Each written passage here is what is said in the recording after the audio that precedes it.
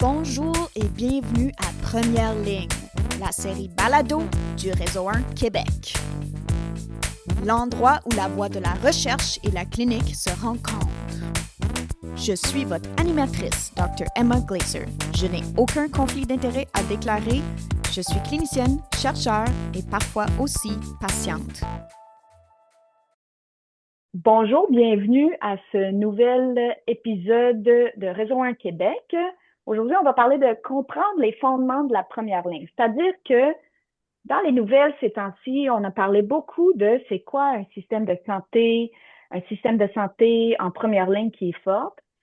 Puis, comme bon médecin, on se dit, est-ce qu'on peut se tourner vers des données probantes? Fait que pour parler de cette histoire de c'est quoi une première ligne en santé, et pour parler des données probantes derrière cette question-là, aujourd'hui avec moi, j'ai deux invités qui sont des expertes dans le domaine, qui sont des femmes fortes, qui ont même eu une grande influence sur ma propre carrière. Alors, je suis très excitée d'avoir avec moi Dr. Marie-Dominique Beaulieu.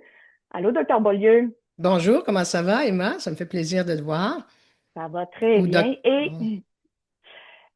Et Dr. Mylène Breton. Allô, Dr. Breton? Allô, moi je suis docteur qui soigne pas. Ben justement, est-ce que vous pouvez vous introduire, nous dire vous êtes qui? Je vais commencer. Alors, Mylène Breton, je suis professeure à l'Université de Sherbrooke au département de santé communautaire, puis j'ai une chaire de recherche du Canada en gouvernance clinique des services de première ligne. Alors, je suis vraiment une chercheure de carrière sur la thème qu'on parle aujourd'hui. Donc, c'est une Alors, moi, PhD, Dominique, chercheur de carrière. Marie-Dominique Beaulieu, docteur Beaulieu, pouvez-vous vous introduire?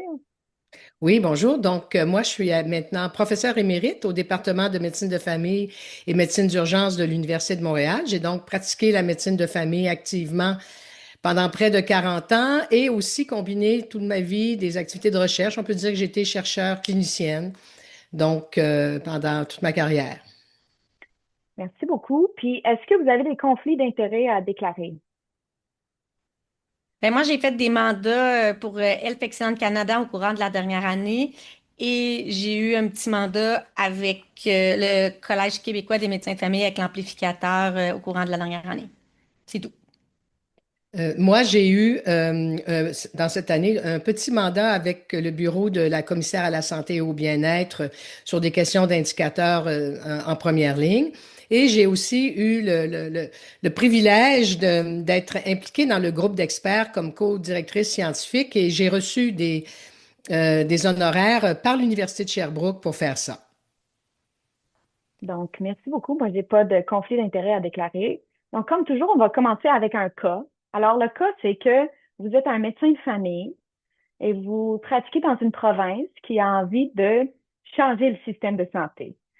Et là, vous vous dites, ben non, encore une autre réforme en santé, mais comme vous avez fait votre résidence avec Dr. Glaser, qui est une passionnée des données probantes, vous vous posez la question, mais y a-t-il des données probantes sur un système de santé qui est en santé? Qu'est-ce qui fait qu'une première ligne peut être efficace?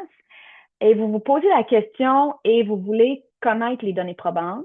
Et là, vous vous tournez vers le fameux comité d'experts qui a été ignoré. Et les voici avec nous pour nous parler justement de ces données probantes derrière une première ligne efficace. Donc, les objectifs pour la journée, présenter les composantes essentielles d'une première ligne performante.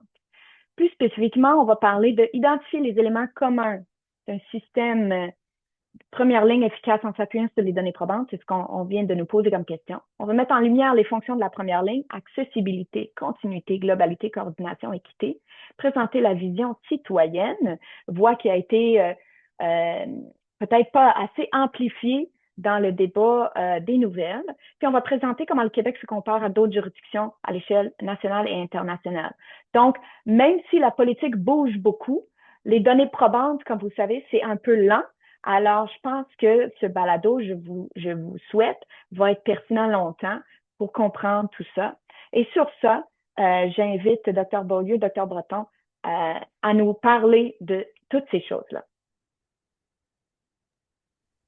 Bon, ben alors peut-être que ça vaudrait la peine de parler de définition. Des fois, on est un peu mêlé dans toutes nos définitions. D'abord, on entend beaucoup parler au Québec de services de proximité, puis certaines personnes pensent à la même chose que la première ligne.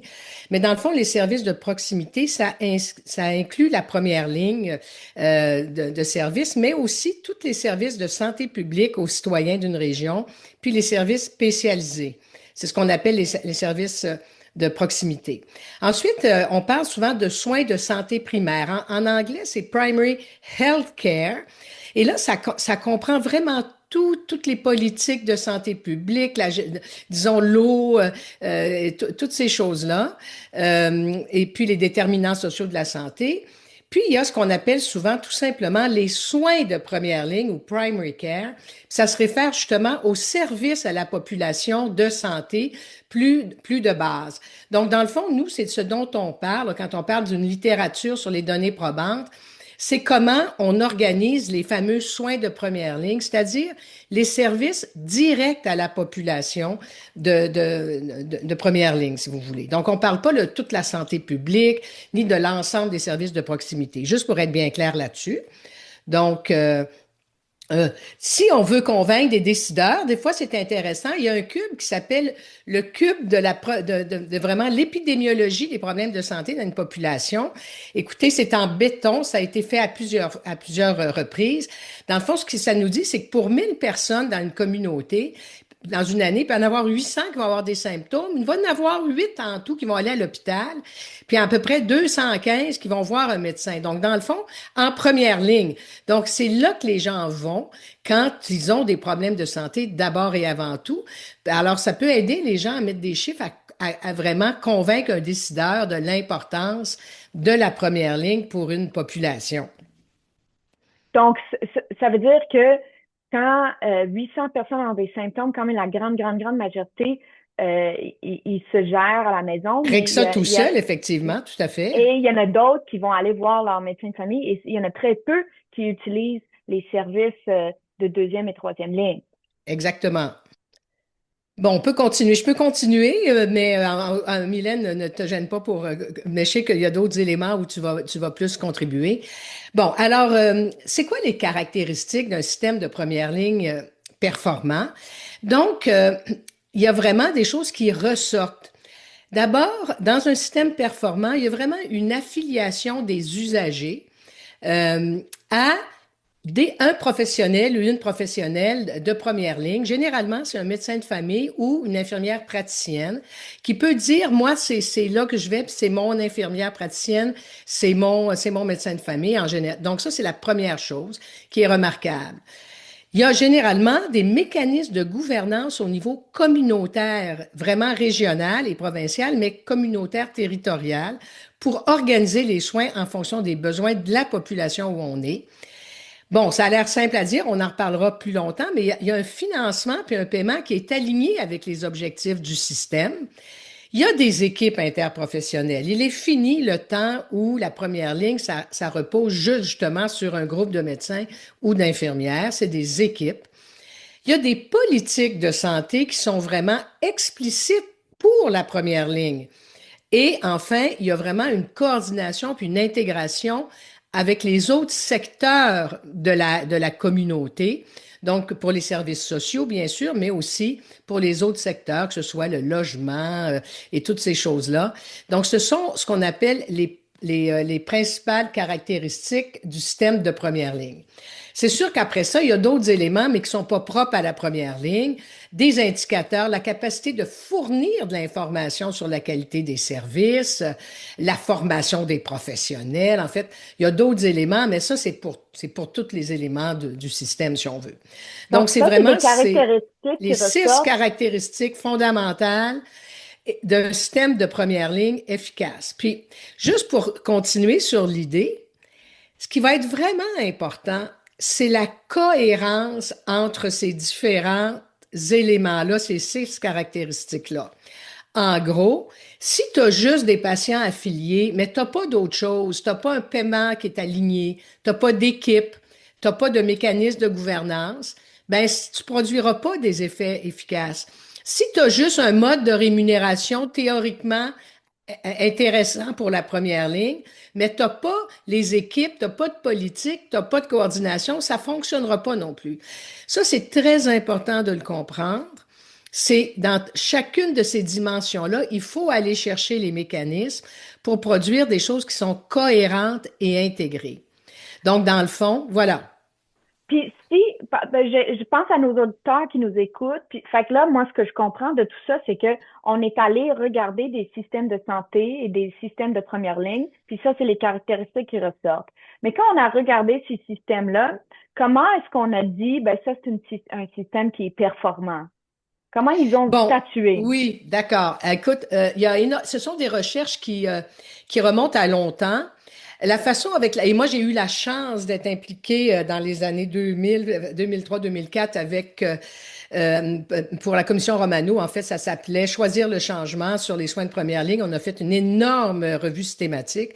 Dans le fond, la façon de faire, c'est que tu collectes les données qui viennent de pays. Ça prend évidemment, tu regardes dans des données de l'OCDE ou dans des données des études. Et là, tu vas chercher ce qu'on appelle des mesures de résultats. Est-ce que la population est en santé? Quelles sont les visites à l'urgence? Est-ce que les gens sont satisfaits? L'équité, c'est tellement important. Est-ce qu'il y a des disparités? Et là, tu regardes, tu cotes tes systèmes selon ça. Puis là, après ça, tu vas chercher les effets. Et ce sont donc des études qu'on va dire macro, là, si tu veux, mais qui permettent de dire que ces choses-là sont associées ou pas. Puis juste pour donner un exemple, on va en reparler tantôt, l'affiliation des patients, il y a toutes sortes de manières d'affilier des patients, il n'y en a pas juste une. Donc, des équipes, il y a toutes sortes de manières. Donc, les pays, les endroits peuvent avoir des manières de travailler ça, adaptées à leur réalité. Mais en fait, il faut qu'ils travaillent ça. S'ils n'ont pas ça, ça ne marchera pas, tu vois. Donc, ce sont des études. Barbara Starfield aussi en a fait une qui a été vraiment, qui est passée, si tu veux, vraiment là, dans les annales. Mais l'autre, c'était une étude par Lamarche, Pinault. Moi, j'étais auteur. En tout cas, il y avait d'autres personnes. Et c'est vraiment une étude qui a été basée sur une analyse très, très systématique des systèmes de santé. Ça peut OK, être, on donc peut le c'est mettre vraiment comme à rigueur en c'est référence. c'est vraiment comme si on a goûté à 10 gâteaux, puis les gâteaux qui goûtaient le meilleur, puis là, on regardait c'était quoi les ingrédients qui étaient parmi tous ces Exact. gâteaux-là. OK. Exact. Et puis la configuration des ingrédients, puis après ça, on regardait justement le sorte de gâteau que ça donnait pour la population.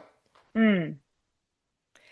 Et puis c'est là qu'on arrive avec, si tu veux, donc on parle dans le fond, ça on vous a donné, il y a une manière de le comprendre. L'autre manière de le comprendre, c'est que dans le fond, tout système de santé, pour produire des effets, ben d'abord, ça prend une vision qui est claire, donc annoncée par des politiques.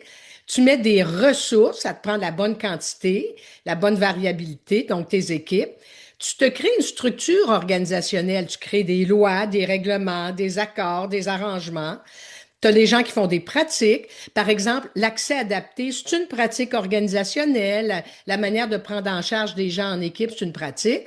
Puis là, tu vas mesurer tes effets et c'est l'alignement de tous ces éléments-là qui font une différence, d'où l'importance d'une cohérence dans l'alignement donc, c'est pas juste une manière. Tu peux l'aligner, mais il faut que ça fasse du sens. Comme par exemple, le paiement à l'acte uniquement, c'est bien démontré que c'est pas une méthode de rémunération alignée avec de la prise en charge populationnelle, tu vois. Donc, là, tu peux te dire, c'est pas aligné. Donc, si tu n'as pas une vision de prise en charge populationnelle, peut-être que c'est aligné avec une autre vision, mais c'est pas aligné avec la vision. Donc, c'est cette idée d'alignement. Je sais pas si ça répond à tes questions, Emma. Absolument. Bon, là maintenant, bon, on va creuser, je continue encore, mais tu sais, cette question de l'affiliation, comme on voit, ça fait partie vraiment des caractéristiques, une caractéristique fondamentale, que les gens aient dans les faits, puissent dire, moi, oui, je vais là, c'est ma place, je vais là, j'ai mon médecin, j'ai mon infirmière, ils savent c'est où. Ça s'appelle l'affiliation. C'est pour, bien sûr, faire de la continuité des soins. Donc, que les gens aient une expérience entre chaque épisode qui s'accumule. Puis, en fait, on le verra tantôt aussi, mais c'est fascinant à dire, mais la continuité des soins, c'est-à-dire l'accumulation de la connaissance sur les personnes avec le temps, c'est un des facteurs qui explique le plus l'efficacité des soins de première ligne. C'est quand même quelque Ben, chose. ça, c'est sûr, là. Je veux dire, on le ressent aussi, Ben, puis je pense que oui, mais il y a des données probantes, donc c'est vraiment important. ouais, Tout des à données fait. probantes qui appuient. Moi, je peux dire que dans mon expérience personnelle, on le ressent quand les patients ont l'impression qu'on les connaisse, puis même que nous aussi, on a l'impression qu'on les connaît, puis là, qui se présentent, puis qui sont gris, puis là, on se dit, oh là là, ça va pas bien. Exact. On se sent qu'on est meilleur. Puis peut-être pour complémenter, on parle beaucoup d'accès, tu sais, au Québec, mais tu sais, c'est la magie de la continuité. Fait que c'est vraiment comment on réfléchit à faire des politiques qui est pas juste faire de l'accès puis du sans rendez-vous, mais vraiment d'orienter pour qu'éventuellement tous les bénéfices puis les retombées pour un système de santé performant, c'est vraiment à travers la continuité relationnelle ou organisationnelle. Fait qu'on dit toujours la magie s'opère à travers la continuité. L'accès, c'est bien, la continuité, c'est mieux. Fait que la continuité des soins, dans l'expérience du soignant, je vais parler de mon expérience de soignant, c'est non seulement qu'on a l'expérience que c'est meilleur pour les patients parce qu'on les connaît, les gens, quand ils se sentent connus, ils se sentent compris, tout ça, puis on sait que de par la communication, de par la relation, on soigne souvent, hein, surtout pour nos patients complexes, tout ça, c'est l'expérience qu'on a. Mais on a aussi, en tout cas, je vais parler pour moi, une expérience du côté du soignant, que c'est beaucoup plus, on fait moins d'épuisement professionnel, quand on connaît nos patients, puis on se sent valorisé.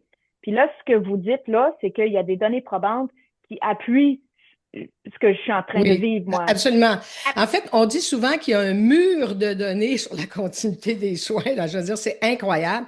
Vu qu'on est dans ça, puis tantôt, on verra si on en reparle, mais vu qu'on est vraiment dans ça, il y a vraiment des données qui montrent que cette continuité dans le temps avec quelqu'un qui nous connaît, ça ne veut pas dire qu'on voit pas d'autres mondes, là. Les gens comprennent des fois mal ça, là. Ça t'empêche pas de voir un psychologue, une travailleuse sociale, ton pharmacien. Mais entre les épisodes, quand il arrive quelque chose de nouveau, tu vois là une personne qui te connaît, donc il y a plus de prévention. La mortalité est diminuée c'est des études populationnelles, là.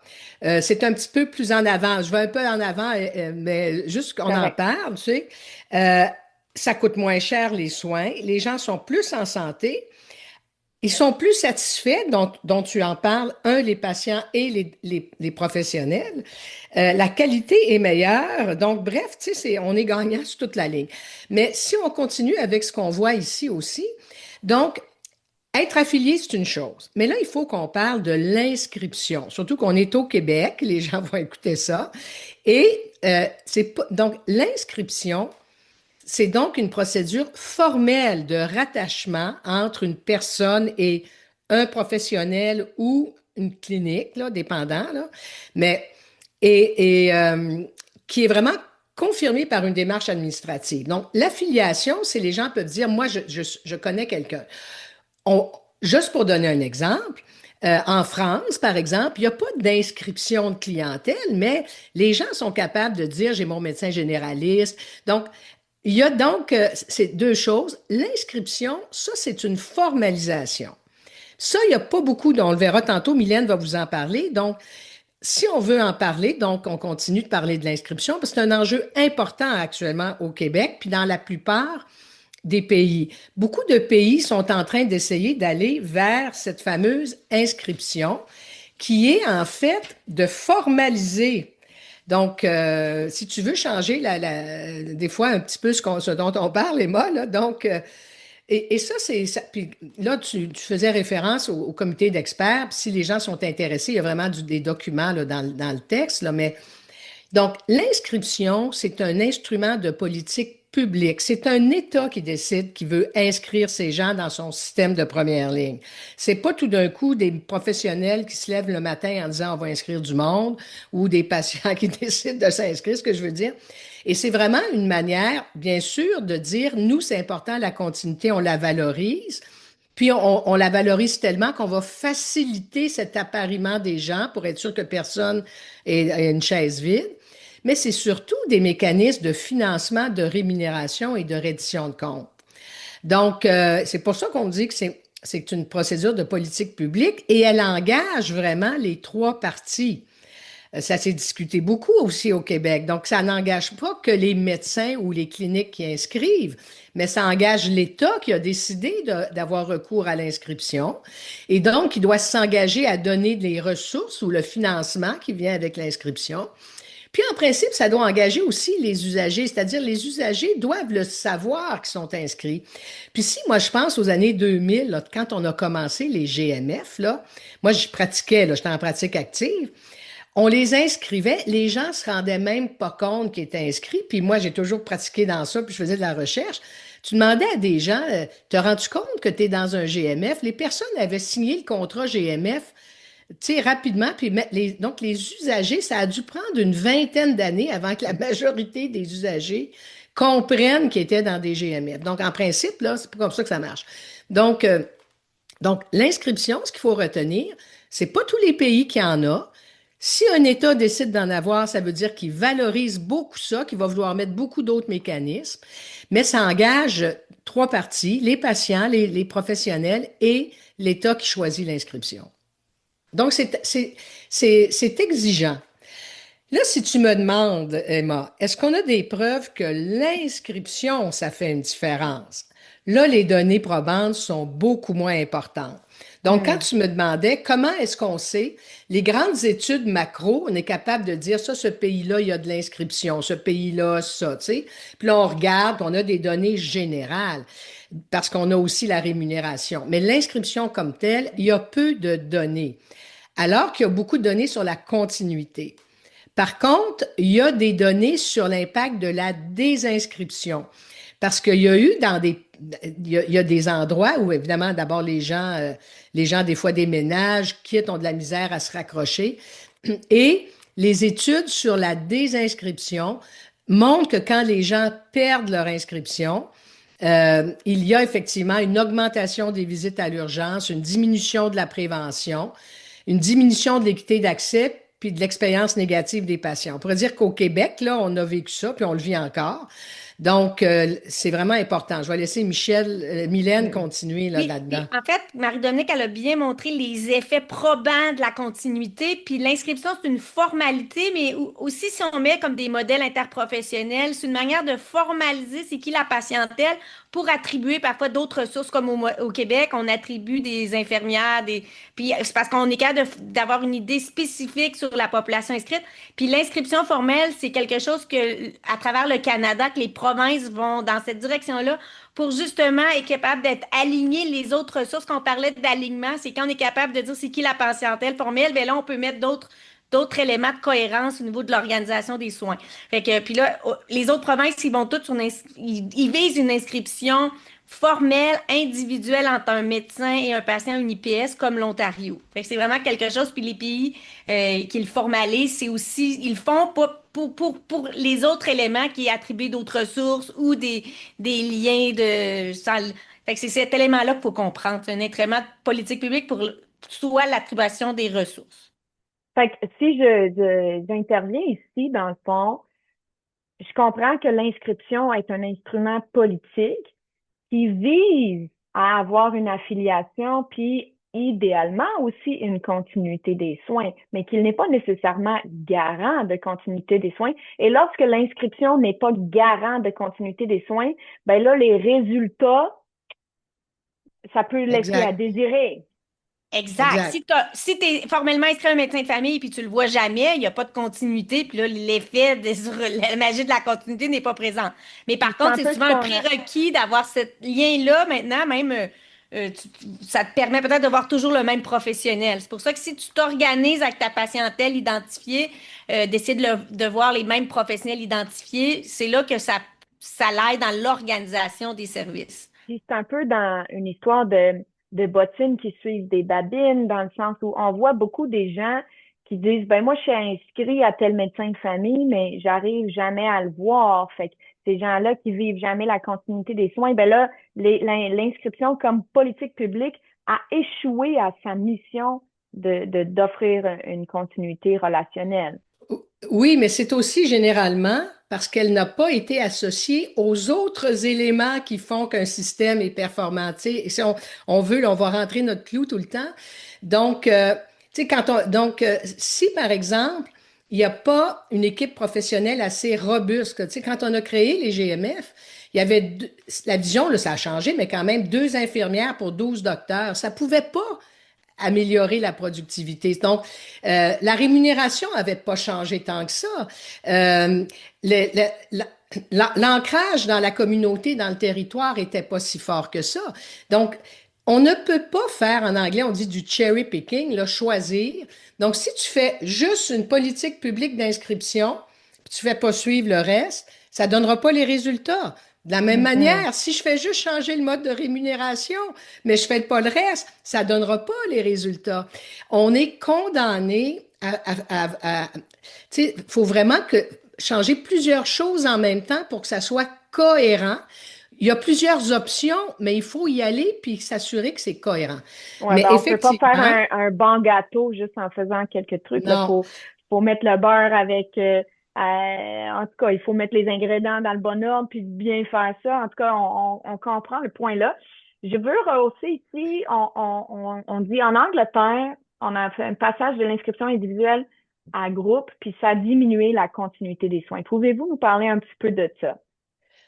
Oui, en fait, puis si on veut, là, si on regarde, il y a seulement dans les pays qui inscrivent, parce que tous les pays n'inscrivent pas, dans les pays qui inscrivent, il y a 2 manières. Soit que les gens sont inscrits vraiment à un médecin ou une infirmière ou à une clinique. Il y a 2 pays, il y a 3 pays en fait où les gens sont inscrits à des cliniques. L'Angleterre qui a passé, effectivement, la Suède est comme ça, la Finlande aussi, juste pour dire, là.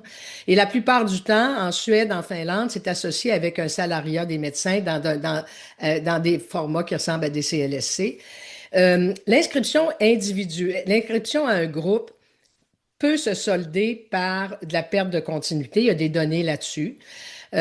Si on peut continuer sur les enjeux de l'inscription qu'on pourrait appeler collective. Au Québec, on l'appelle l'inscription collective. Là. On en a dans l'autre visuel qui suit. Là.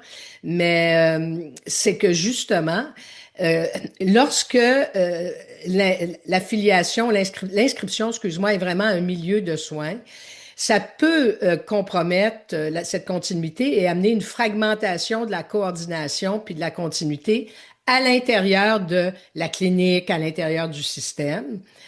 Et en fait, même dans des milieux, donc à ce moment-là, on recommande, même si c'est une inscription collective, qu'il y ait un professionnel responsable de désigner. Ça devient très important d'expliquer aux usagers inscrits à nos patients comment on fonctionne, comment ça marche. Puis il faut vraiment adapter la gestion puis la rémunération à ce moment-là à une cohérence. Et là, vraiment, je ne veux pas mettre de l'huile sur le feu, mais si tu es dans une prise en charge collective, ben, les incitatifs payés à ta clinique, ben, il va falloir qu'ils soient collectifs. Tu peux pas être dans un modèle où tu dis on s'engage collectivement puis qu'il n'y a rien de collectif. Donc, et ça a été un enjeu important parce que ça demande vraiment des façons différentes de fonctionner de ce qu'on connaît au Québec encore. Et donc, encore, c'est la cohérence. Donc, si tu vas avec une inscription collective, il y a beaucoup de choses qu'il faut que tu changes un peu pour que ça soit cohérent parce que là, c'est l'équipe qui est responsable. Mais là, c'est ça. Donc, tes médecins doivent être payés autrement, tes professionnels sont financés autrement. Donc, c'est faisable, mais ça a des impacts importants. Puis je pense, Mylène, tu pourrais rajouter peut-être que l'importance aussi, en tout cas, de la manière de contractualiser avec les cliniques. Tu sais, à qui tu donnes l'argent euh, comme État? Et évidemment, pour conclure sur cette chose-là d'inscription, là, qui est une force en théorie, mais si c'est pas associé à d'autres choses, c'est pas une force tout seul. Mais c'est aussi sensible à un manque de ressources. La journée que tu n'as pas assez de professionnels ou de cliniques pour affilier toute ta population, bien là, c'est la chaise musicale, puis tu as du monde orphelin. Donc, quand un État est dans une dynamique d'inscription réelle, formelle, ben là, il y a un enjeu très important pour l'État, c'est de s'assurer qu'il y a les ressources pour inscrire son monde, parce que ça crée des inégalités obligatoirement. Donc, c'est quand même une mesure qui comportent des obligations importantes, là. Puis peut-être pour conclure sur cet élément-là, c'est clair le gradient. Tu sais, dans le fond, si tu n'as pas de source régulière de soins, c'est mieux d'aller toujours au même endroit, mais dans le même endroit, d'avoir le même professionnel. Puis ce gradient, il est clair dans la littérature sur les effets même sur l'utilisation de recours à l'urgence, la globalité. Il y a une étude fascinante qui a été publiée avec des données de l'Alberta par McDonald dans Annals of Family Medicine il y a quelques années qui montre justement là, que les patients qui vont dans la même clinique, c'est mieux que s'ils vont jamais à la même clinique sur les impacts sur l'urgence, mais les patients qui voient les mêmes médecins dans la même clinique, l'effet est encore plus grand. Fait que je pense que c'est un message qui nous apprend que si on va sur une inscription collective au Québec, il faut s'assurer d'avoir des mécanismes pour que les patients puissent voir les professionnels qui le connaissent. Ça revient à la continuité relationnelle. Puis on comprend que c'est pas toujours possible, mais c'est d'essayer de maximiser ces éléments-là. Ça, c'est un apprentissage clair. Puis après, si on met de l'inscription collective, à la limite, ça marche. Ça dépend comment tu. Parce que tu as des mécanismes de gouvernance. Marie-Dominique le dit, un partage de groupe, des réelles pratiques de groupe. Il faut travailler sur les autres aspects. Mais vraiment, on le sait, peu importe que ça soit formel ou pas, il faut que les patients aient un lien relationnel. C'est la magie de la continuité. Puis c'est hors de tout doute. Si je peux me permettre, ben, tiens, on va continuer si tu veux, mais je vais me permettrai de donner une petite analogie là. Ben, donc, si on revient justement, donc, on a parlé là, hein, des grandes caractéristiques, on a démêlé l'inscription de l'affiliation parce que c'est fondamental, en tout cas, avec ce qu'on vit. Et l'Ontario s'en va vers ça aussi. Mais si on veut se rappeler justement, c'est quoi les fonctions de la première ligne? Dans le fond, on parle souvent des 4C. La première ligne, c'est le lieu de premier contact. En principe, c'est plus que juste du premier contact, parce que souvent, 80% des problèmes se règlent en première ligne. C'est bien sûr des services complets, donc c'est de la prévention, promotion, curatif et même le palliatif à domicile, c'est de la première ligne.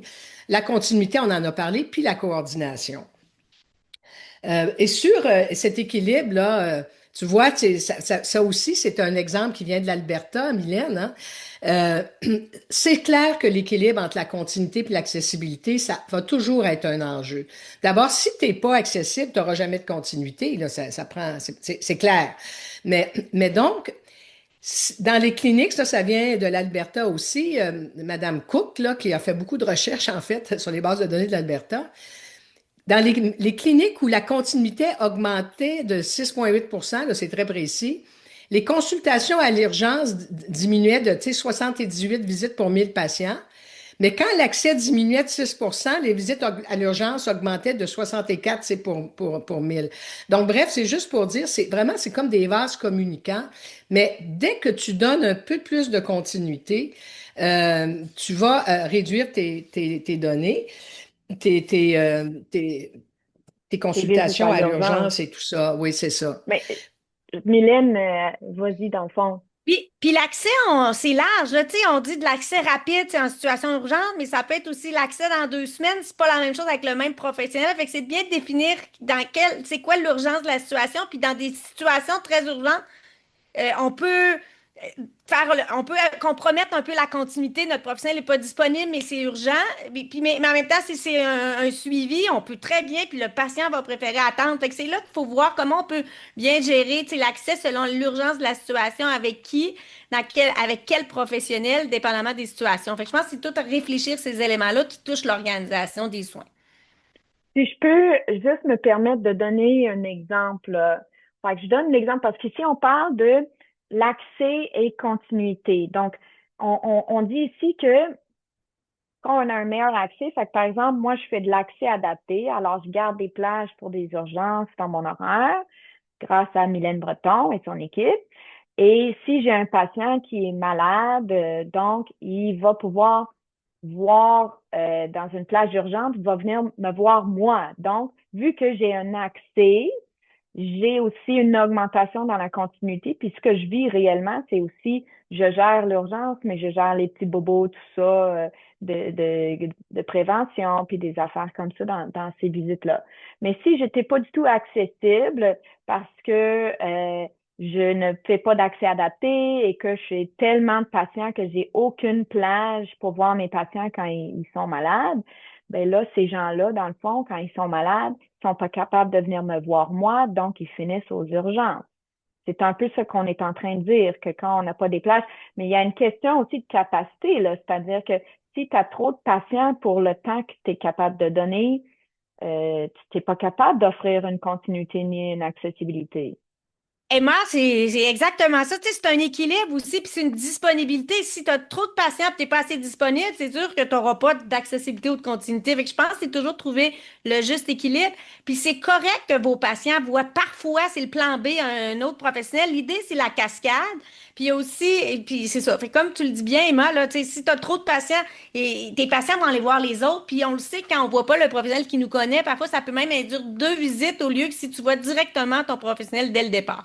Fait que je pense que c'est là qu'il faut travailler au niveau du système, à accompagner les professionnels à s'organiser comme ça, puis d'avoir aussi les mécanismes d'aiguillage, de donner. Il y a aussi beaucoup, on a développé le rôle des patients dans la navigation. Tu sais, Marie-Dominique, depuis 20 ans, il y a énormément de choses qui peuvent se. Tu sais, justement, là, même, on a travaillé beaucoup avec des jeunes parents, dire, ben écoute, après 3 jours, pas venir avant 3 jours de fièvre selon ces paramètres-là, c'est de l'éducation, mais qui fait toute une différence. Si le patient, le parent sait qu'il va avoir un rendez-vous dans 3 jours, puis que tu lui donnes des outils, puis c'est là qu'il faut travailler. Je pense qu'il y a plein de paramètres. Les autres professionnels aussi, on travaille beaucoup, nous, le musculo-squelettique, on le sait, d'orienter directement au bon professionnel, mais avec cette idée d'équipe.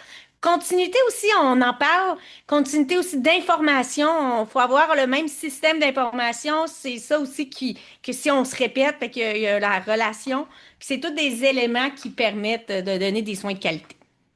Ouais, donc il y a beaucoup de choses hein, ici pour les médecins de famille ou les IPS qui nous écoutent puis qui disent moi je suis pas capable de donner une continuité, un accès. Ben il y a des choses probablement dans leur façon de s'organiser qui peuvent changer tout ça, mais il y a à un moment donné il y a aussi une question de ressources limitées là. Fait que, tu sais, À un moment donné, c'est pas magique non plus, ça prend, tu sais, Mais non, c'est si t'as clair. pas assez de professionnels, si les postes sont pas dotés, si les professionnels sont pas formés pour travailler en première ligne, autres que les médecins, tu sais, là, ça marchera pas non plus. C'est pour ça qu'on dit cohérence. Si on veut que les médecins ou les EPS prennent plus de patients, c'est beaucoup dans l'air du temps, ben, il faut rehausser les équipes interprofessionnelles, il faut travailler sur l'équipe. Mais tu sais, ça, c'est pas juste prenez plus de patients. Tu sais, actuellement, si on inscrit collectivement sans plus de capacité, ces patients-là n'auront pas plus de rendez-vous. c'est ça, parce que si moi, j'ai une infirmière clinicienne qui voit mes diabétiques, ben, ça diminue mes visites à moi, ce qui ouvre des plages pour des visites urgentes, par exemple, ou, puis, tu sais, on n'en a pas parlé encore, mais moi, j'aimerais ça vous entendre sur les agents administratifs, là. Des fois, j'ai l'impression que si on a des agents administratifs efficaces, ben, ça pourrait nous rendre beaucoup plus efficaces. Tu sais, c'est tous les gens autour, puis on a parlé beaucoup de le médecin de famille ou l'IPS, mais ça marche pas, là. On n'est pas tout seul avec les gens dans le système, là. On a besoin de tous ces gens autour de nous pour qu'on puisse être efficace pour avoir ces plages libres, dans le fond, pour voir du monde. Oui, en fait, on parle, on creuse pas tellement aujourd'hui, là, tu sais, la composition de l'équipe de soins. Mais il y a beaucoup de littérature et tu as tout à fait raison. Le rôle des agents administratifs, bon, il y a même des assistants médicaux dans certaines provinces qui commencent aux États-Unis, mais il y a toute une littérature qui est beaucoup américaine, faut dire, mais qui montre que il faut des ratios là, ça prend des agents administratifs là, tu sais, pour aider à être efficace et tout. Ce qu'on se rend pas compte, c'est que souvent dans un écosystème de continuité de soins, tout le monde connaît les patients, la jante administrative aussi. Et donc, puis l'infirmière clinicienne qui voit l'infirmière qui voit tes patients diabétiques est une personne importante pour le patient. Si le patient est capable de parler à l'infirmière quand ça va mal, qu'il connaît, pas besoin nécessairement de te parler à toi, vous travaillez en équipe, mais on est dans un écosystème de continuité. Mais il faut le vouloir parce il faut vraiment faire exprès pour que ça soit toujours la même infirmière ou que les gens, tu sais, il faut vraiment le valoriser. Donc, si on veut, on voulait, on en a déjà parlé, là, donc, sur cet enjeu, parce que c'est cette continuité entre les épisodes hein, qui crée Le fait qu'on va plus vite sur les diagnostics, que des fois on prescrit différemment, on prescrit moins de tests, etc. On en a déjà parlé, mais je voulais faire une analogie parce qu'on est médecin et il y a une relation dose-effet. Mylène en a un petit peu parlé. C'est ça qui est fascinant sur cette question de continuité là, de l'expérience. C'est vraiment mesuré, puis ça se répète. Si un patient a moins que 50% d'expérience de continuité dans le même milieu avec des professionnels qu'il connaît, tu vois pas l'impact sur la prévention, tu vois pas l'impact sur les visites à l'urgence, tu vois pas l'impact. L'impact commence à apparaître quand tu mesures à peu près 50% de continuité, puis il atteint son maximum à 80% de continuité. Puis après, là, même si tu as 85-90, tu n'as pas tellement d'effet ajouté. En fait, ce que ça montre aussi, jusqu'à un certain point, c'est qu'on ne parle jamais de 100% de continuité. Mais comme on le sait, en épidémiologie, les gens ont eu la formation en épidémiologie, la relation dose-effet, c'est un des éléments qui montre la force de l'association. Donc, pour la continuité, puis là, il y a même des données là, qui peuvent te montrer. Mais donc, moins que 50% d'expérience de continuité, tu n'as pas d'effet, tu vas avoir plus de visites, etc., à l'urgence, etc. Ça, jusqu'à 80%, c'est à peu près le top. Puis après, même si tu en as un peu plus, du point de vue des patients et du système, euh, ben, tu as pas mal atteint ton maximum d'effet de ta continuité que ta clinique arrive à donner finalement à tes patients. Fait que, moi, je veux juste soulever là, ce qui se passe dans cette diapo pour les gens qui nous écoutent, qui ne voient pas.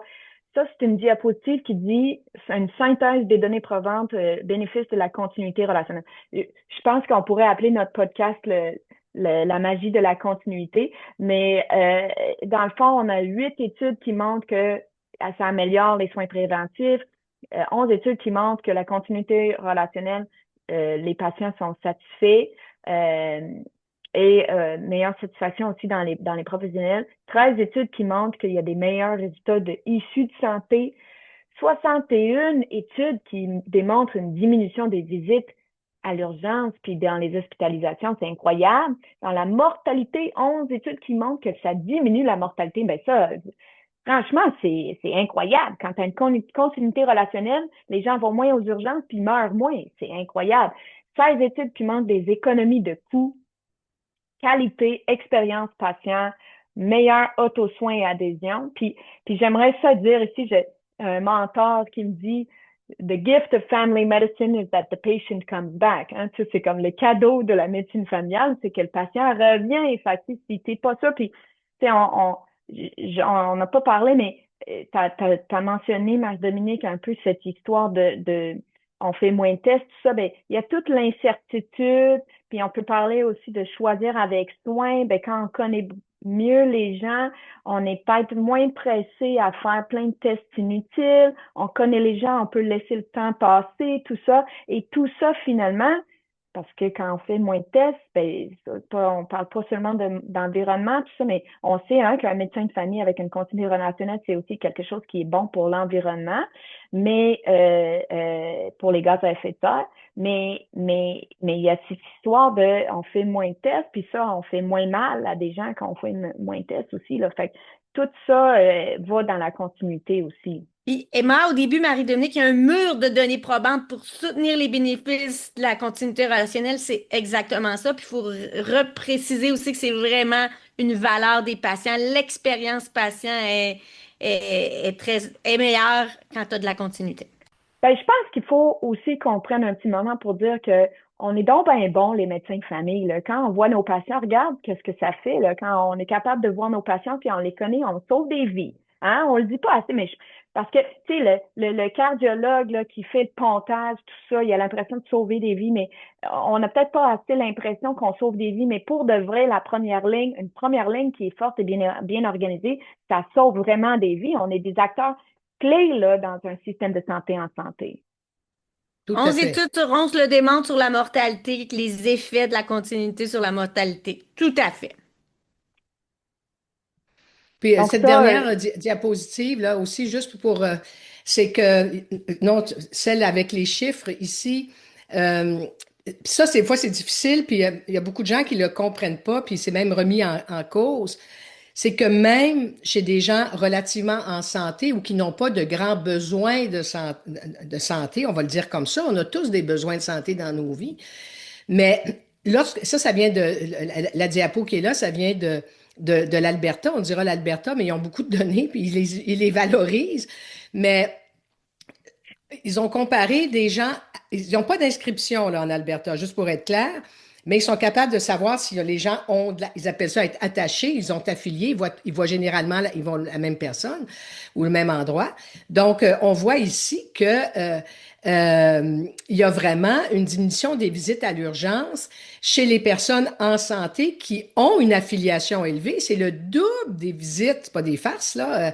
Quand tu regardes les chiffres, là, 53 000 par un certain, là, je ne sais plus trop combien de mille de population, mais bref, versus 140 000 pour des gens en santé qui ne sont pas attachés. Parce que quand tu n'es pas attaché à une personne, à un endroit, ben quand ça va mal, c'est l'urgence. Ben, Et les c'est fameux sûr. P3, les fameux P4, P5, c'est là que ça se passe. Donc, c'est un mythe de penser que c'est juste les gens qui ont des gros problèmes de santé qui bénéficient d'être affiliés à un milieu de soins puis avec un professionnel. Ben, ça, c'est Parce clair, que hein. Puis je pense que ben, les gens, ils ont ça été vaut un la peine peu de le dire quand même, là, ils oui. ont un peu été indignés avec cette histoire des pastilles vertes, puis on va moins les prioriser dans une inscription. Les gens, ils se sont indignés avec ça. Puis pour les gens qui sont pas au Québec, qui nous écoutent, ben tu sais, on a eu une discussion de les gens en santé, justement, est-ce qu'on va moins les prioriser dans l'inscription qui est le mécanisme d'affiliation qu'on discute ici au Québec. Mais fait que là, ce qu'on dit ici, c'est que quand des données que des gens en santé, ben ça les avantage d'avoir une continuité relationnelle. Puis moi, je peux te dire, c'est clair, là, je parle d'une expérience patient. J'ai une maman, je la vois souvent avec ses enfants, mais elle, je la vois très, très, très peu souvent. Puis là, ben, elle a vécu de l'intimidation au travail, puis elle a fait un petit épuisement, puis on a réglé ça en 2 visites, mais je la connaissais bien, fait que j'ai pas été, mettons, je l'ai cru, là, puis tu sais, on devrait toujours croire nos patients, mais tu sais, je la connaissais bien, là, je savais que, oh, elle est vraiment pas bien, hein, fait que puis ça a fait que le traitement était efficace aussi, là. Puis peut-être c'est à la consulter dans un sans rendez-vous, ça aurait été complexe, là, son histoire, là, tu sais, fait que on le sait, ça, nous, les médecins de famille qui pratiquent, là, on le vit là, sur le terrain, puis je pense que la population, c'est important qu'ils sachent aussi, là. Mylène, est-ce que tu veux nous parler un peu d'équité en santé? Ben, en fait, l'équité en santé, c'est fondamental, là. On a souvent tout le temps la même image de baseball, mais tu sais, on n'a pas les mêmes capacités pour même consulter. On sait, les gens qui sont plus défavorisés, ils ont même moins de chances d'avoir un médecin de famille, ils ont des gradients beaucoup plus complexes. Fait que c'est vraiment l'idée que ceux qui ont le plus de besoin d'aider les aider à naviguer, les aider les barrières linguistiques, les barrières. Alors, on a une responsabilité de système parce qu'on peut pas, si on veut aider les plus vulnérables, il faut adapter une offre de service pour aller les chercher. Fait que c'est vraiment cet enjeu-là qu'il faut réfléchir.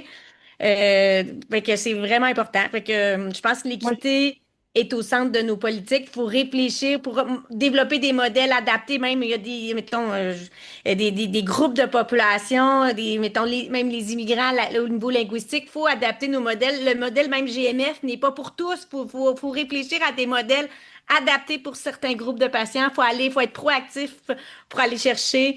Fait que des c'est populations vulnérables, principal. je pense que c'est intéressant, ça. Puis je réfléchis, moi, j'ai une pratique avec des demandeurs d'asile, mais ces gens-là, ils n'ont pas de RAMQ, fait qu'ils seront pas inscrits, hein. Fait que, tu sais, peut-être un angle mort de l'inscription qui n'est pas la panacée pour toute la filiation de tout le monde. Puis là, quand on a des populations complexes et vulnérables, comment est-ce qu'on va, de façon équitable, parler? Parce que là, on vient de voir la continuité, ça sauve des vies. Fait que, tu sais, il va falloir réfléchir à ça, je pense.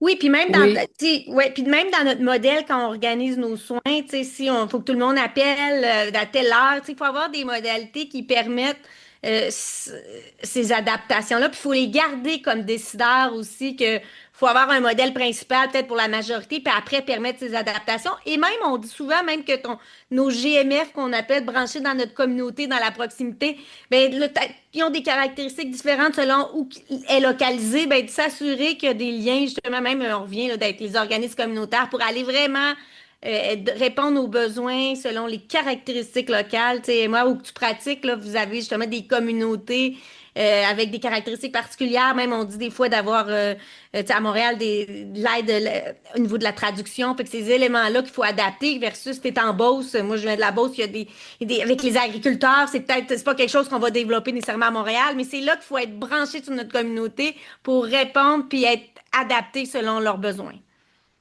Oui, tout à fait. Puis une chose qui est très importante à dire clairement, l'accès à des soins de première ligne est un facteur de réduction des inégalités en santé.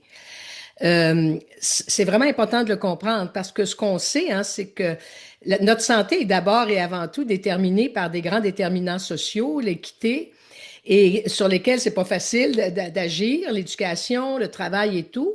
Et le système de santé, sa manière d'assurer l'équité, c'est d'assurer l'accès à des soins de première ligne pour tous adaptés.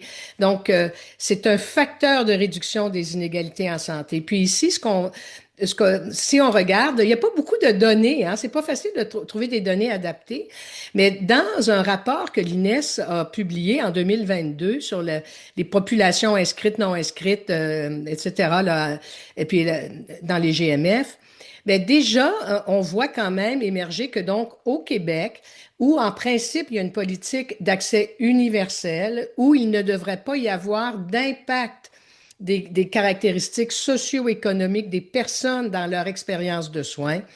Il est clair que même au Québec, comme le disait Mylène, et ici il y a des chiffres, que la proportion de gens de vulnérabilité matérielle et vulnérabilité sociale est plus grande dans les clientèles orphelines comparée à des clientèles inscrites, par exemple, sur la vulnérabilité matérielle qui est autour du salaire, différents éléments, donc on va dire matériels, là. 17% de la clientèle inscrite en GMF est défavorisée, alors que 22,5% de la clientèle orpheline l'est. Donc, il y a plus de gens orphelins. Donc, même donc au Québec, alors qu'on se targue d'avoir une politique d'accès universel, ben, les personnes qui sont défavorisées matériellement et socialement ont des enjeux réels d'accès à la première ligne en temps opportun. Donc, ça c'est nous concerne normal aussi. comme société qu'on soit très, très préoccupé par ces gens-là qui Exact, n'ont pas exact, accès, là. exact, c'est ça, Ouais. tout à fait. Alors, Alors, bon, ben, Emma, maintenant, on va parler parce qu'on le sait, là, les citoyens sont au cœur de notre système. Si on veut faire des transformations, la perspective des patients, elle est plus qu'importante, elle est indispensable. Alors, il y a eu un projet qu'on appelle Nos soins, qui est une initiative pan-canadienne qui était justement l'idée, on veut faire des transformations des soins primaires. C'est quoi les valeurs, les priorités des citoyens par rapport à cet élément-là? Alors, il y a eu un sondage qui est fait à travers le Canada. Il y a eu environ 9000 Canadiens qui ont répondu, dont 1000 Québécois. Puis il a été refait cette année, fait qu'on a la version 2 qui sort la semaine prochaine. Mais c'est vraiment là, qu'est-ce que ça dit? C'est que les patients sont... En fait, l'importance des soins interprofessionnels et d'avoir un professionnel qui nous connaît, là, ça, c'est à travers le Canada, ça revient. Et au Québec, c'est moins intéressant, mais les Canadiens sont ouverts à être suivis par une équipe interprofessionnelle. Je dis que c'est moins intéressant, c'est parce que nous, c'est quelque chose qui, d'emblée, un fondement, le modèle GMF existe depuis 2002, fait que les Québécois et les Canadiens sont ouverts d'être suivis dans une équipe interprofessionnelle. Puis ça, c'est quelque chose qui est un message pan-canadien, mais ici, c'est parce qu'il y a moins de variations, on s'y attendait. Puis c'est important, là, en fait, ça dit les mêmes choses que les évidences scientifiques. Les répondants, ils veulent avoir quelqu'un qui les connaît, mais ils sont aussi prêts à être suivis par une IPS. C'est quelque chose qui ressortait. Est-ce que vous êtes ouvert? Parce qu'on parle beaucoup des médecins de famille. 90% des Canadiens sont ouverts à être vus par une IPS. Puis Ils veulent avoir surtout aussi l'accès à leurs informations cliniques, c'est quelque chose qui est ressorti aussi. Les patients demandent d'avoir accès. On est en 2026 puis c'est un élément qu'on pourrait vraiment améliorer. Les patients c'est ça. Fait que puis ils veulent C'est-à-dire, avoir, Mylène, ils veulent avoir accès eux-mêmes à leurs données ou ils veulent ouais, que les ils veulent avoir accès à professionnels... leur information clinique d'eux-mêmes, là. Tu sais, comme on le dit toujours, moi, là, mes services bancaires, j'ai toutes mes informations. Je voudrais avoir accès à mon dossier médical. Puis ça paraît un peu utopique, mais c'est pas quelque chose de si fréquent. Puis dans l'enquête qui vient de sortir, justement, qui va être publicisée, on a un peu nos résultats de laboratoire, mais après, là, les patients qui ont accès à leur information clinique, là, c'est vraiment très variable, puis il y a peu d'informations partagées. Alors, Emma, tu peux aller peut-être à l'autre diapo, qui est vraiment, là, qu'est-ce qui s'y ressortait, ce qui est intéressant, c'est qu'il y a eu 35 Québécois qui ont donné de leur temps ils ont donné 40 heures de leur temps pour identifier ça serait quoi les priorités au Québec pour les soins primaires. Alors, ils ont eu, je vous épargne le processus, mais ils ont eu deux week-ends de formation, sont venus 3 jours à Montréal de toutes les régions représentées, les sous-groupes de population, puis ils ont identifié les priorités pour le Québec, puis ça a été fait 2 ans avant le comité d'experts, puis c'est très convergent dans les recommandations. Qu'est-ce qu'on devrait faire pour le Québec en soins primaires? Les Québécois recommandent fortement d'avoir une gouvernance décentralisée, justement, que les soins au niveau territorial répondent aux caractéristiques. Tu sais, on disait toujours, on a des variations. Les Québécois veulent qu'il y ait cette gouvernance au niveau local. Ils veulent qu'on puisse développer de la flexibilité des innovations, pas juste un modèle pour tous, mais vraiment que les modèles soient adaptés selon leurs besoins. C'est un message fort que pour eux, il faut investir en ressources humaines dans les modèles de première ligne. Tu sais, c'était quelque chose qui revenait que oui, médecins de famille puis infirmières, il n'y en a pas assez, mais tu sais, ils disaient si c'est pour moi dans un système universel, c'est le premier contact, il devrait avoir des équipes dotées puis il devrait avoir de l'investissement. Le modèle interprofessionnel, c'est vraiment quelque chose qui ressort très, très fort, puis de la continuité. Je pense que ça aussi, là, on en parle, la magie de la continuité, mais la voix citoyenne, ils veulent quelqu'un qui les connaît, cette relation, dans des équipes interprofessionnelles. C'est pas très surprenant, mais dans les autres provinces, on est très avancé sur les équipes interprofessionnelles au Québec. C'est pour ça que je pense qu'il faut le ressortir, notre modèle de base. Pharmacien fait partie de notre modèle de base, travailleurs sociaux. Alors, on est très avancé, mais les Québécois, ils tiennent à avoir cette équipe intramuraux là, ou sur le territoire. Là, et d'avoir cette promotion d'un système de santé public. Ça aussi, c'était très, très fort. Les gens disent, c'est un système universel, on ne devrait pas payer pour des soins primaires. C'est très fort au Québec. Puis dans l'enquête Nos soins, où il y a eu justement 1000 Québécois, c'est au Québec que les personnes rapportent payer directement de leur poche pour des soins qui sont inclus justement accès aux médecins de famille. Fait que ça, c'est très préoccupant. Puis il réitérait l'importance que il faut pas mettre une barrière financière. Puis là, mais là, on le sait, s'il y a des problèmes importants d'accès, on le fait tous. Moi, mes amis disaient, ben, j'ai payé au privé parce que j'avais pas accès. Fait que là, je pense que c'est quelque chose qu'on valorise. Faut s'assurer qu'on donne ces services-là. Puis il y avait aussi une préoccupation que les cliniques et les soins primaires qu'il n'y ait pas de barrière linguistique ou qu'ils soient vraiment adaptés culturellement, là. Fait que c'était vraiment quelque chose que les citoyens nous rappelaient. C'est Et intéressant que peut-être la ce qui ressort dans les citoyens, ça cadre avec aussi les données probantes d'un système fort. Ça répète un peu. Fait que les gens, intuitivement, ils savent qu'est-ce qui marche. En fait, effectivement, parce que moi, je regarde les recommandations de notre groupe d'experts, puis ça se ressemble, c'est 2 ans plus tard. Puis là, ici, c'est vraiment les citoyens qui ont écrit eux-mêmes les recommandations, que si vous voulez, là, il est accessible en ligne. Ça a été vraiment un processus citoyen qui était avec l'Institut du Nouveau Monde pour vraiment que ça soit c'est eux qui ont recommandé. Puis on revient vraiment au même fondement que les données probantes recommandent. Alors, je pense que ces voix-là citoyennes ou de données probantes, c'est ça qui devrait être influencer notre organisation, nos politiques. Là, actuellement, on met toutes les discussions puis l'énergie sur changer le mode de rémunération. C'est important, mais c'est pas le grand chantier qui ressort, là.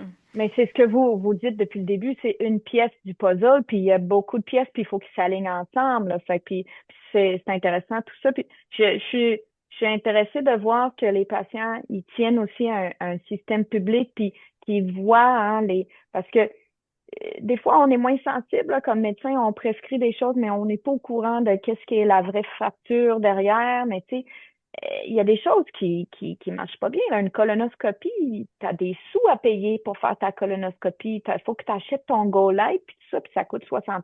Puis là, c'est comme pas tout le monde qui peut aller faire ces tests-là. Puis il y a des médicaments qui coûtent, puis da. Fait que c'est intéressant que les patients, ils tiennent, puis ils lèvent un peu un drapeau aussi sur ce genre de trucs-là. Marie-Dominique. Ouais, je voulais juste renforcer, parce que j'ai eu le privilège de participer à cet effort-là. C'est assez impressionnant. Puis ça m'avait frappé beaucoup, puis je pense au Québec, comment les citoyens étaient ouverts cette approche en équipe aussi. Et des fois, les médecins disent, ah, le patient veut pas voir l'infirmière, les patients veulent pas ci. Je pense que des fois, les médecins ne donnent pas le crédit aux citoyens puis aux usagers de leur ouverture à d'autres approches. Et peut-être que c'est parce qu'on leur explique pas non plus comment on travaille dans le fond puis on les rend pas visibles. Il y a encore énormément de gens, puis je pense dans l'étude Nos soins qui va ressortir, parce que j'ai aussi vu les résultats. On voit qu'il y a des gens qui sont inscrits en GMF ou dans des équipes qui savent même pas qu'il y a des infirmières, qu'il y a des pharmaciens dans leur clinique. Ils savent même pas encore les heures d'ouverture, puis ils savent pas qu'il y a des fois des choses qui sont ouvertes le samedi et le dimanche.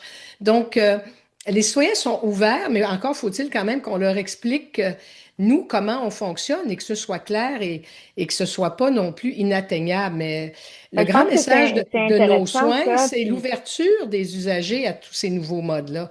Ça, c'est frappant. Puis peut-être que ces gens-là qui disent ah qu'ils seront pas ouverts, tout ça, peut-être qu'ils craignent une baisse dans la continuité relationnelle, mais ce que vous montrez depuis tantôt, c'est que on peut travailler en équipe, mais quand même garder cette continuité relationnelle. Puis moi, c'est ce que je vis, là. Je veux dire, mon patient diabétique, il voit tout le temps la même infirmière, mais que là, hop, quand il y a un bobo, il vient me voir, mais quand même, je le connais bien, puis tout ça, puis on travaille, puis on a des fois, on a des réunions multidisciplinaires pour parler des patients, puis tout ça. Tout à fait. Puis, Emma, les patients nous disent, moi, là, le modèle futur de soins primaires, c'est des équipes interprofessionnelles. C'est ça qu'ils nous dit aussi, puis faut les doter. Peut-être un élément intéressant, c'est qu'à travers ces enquêtes, ces forums citoyens qu'il y a eu dans 5 provinces, il y a eu ce sondage national que 9000 Canadiens ont répondu.